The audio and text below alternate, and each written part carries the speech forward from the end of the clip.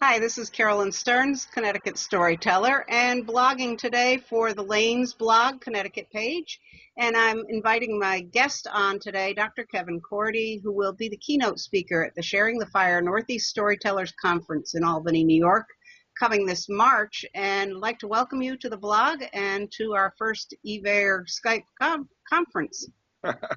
Well, it's a pleasure to be first for the Skype conference as well as to speak at something as honorable as Sharing the Fire. Well, we're excited to see what you have and what you're bringing to the table for us all to work on. Well, the one thing about Sharing the Fire is it's a beautiful community, and a lot of people that are sharing are just building that spark a little bit higher, and I'm glad to help people catch that fire, I guess, a little bit, and talk a little bit about unlocking the puzzle of learning with story or stories. I often say story, and then, one story always merits another story, and I don't have to tell you because you're a storyteller. Yeah, there's always one more. And we need to make time for that one more. Sometimes the schedule moves us so that we're in a rush, but I always say the best storytellers are the ones that arrive early and leave late, because story is a way that we educate and we train and we learn, and somebody can stay and say, by the way, I got to tell you this story. And I think of the time that we were telling stories, veteran stories, and this man in the back of the room came up, and you could tell he doesn't speak to anybody.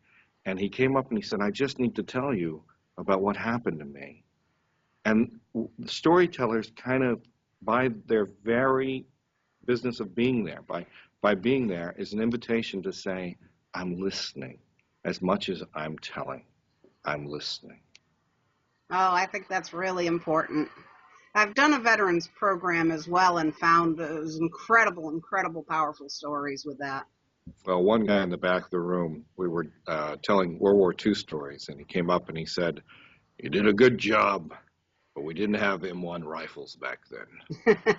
And I thought, what a high compliment. Yeah. That, the one thing we could find is the rifle that he taught us needed to be different. Yeah. But we were able to honor his journey through some of those words. As a storyteller, we have a huge responsibility. With every story, I always say, comes responsibility. It's up to us whether we take it or we move forward with it. But every story has a culture behind it, in front of it, and from an educator's perspective, diving deep into the story after the story can be just as rewarding. I find the research side, either end of the story, researching to find a story and researching after feedback on the story is big pieces of that learning circle that we do with each story. I started storytelling when I was 17 years old. There weren't many. My Appalachian's coming in a little bit. My parents are from West Virginia, and proudly I say that. And at 17 years old, there weren't a lot of people looking for stories as storytellers. And so this is my 25th year or so. And I recently, when I did my dissertation at Ohio State, it was about what I did wrong as well as what I did right in storytelling. And what we do in storytelling is we do a lot of telling, but the opposite side of storytelling is story making. And so we need to honor those people that are really working with what does it mean to shape the story, not only the research, but the community that is built around it. As storytellers, sometimes we go into the schools, we tell stories, and we leave, and we don't check in. Now, that's more often not the fault of the storyteller, but we need to move more toward our language that says, I can do more than this. I can show you the next step, as opposed to coming in for 45 minutes and taking off.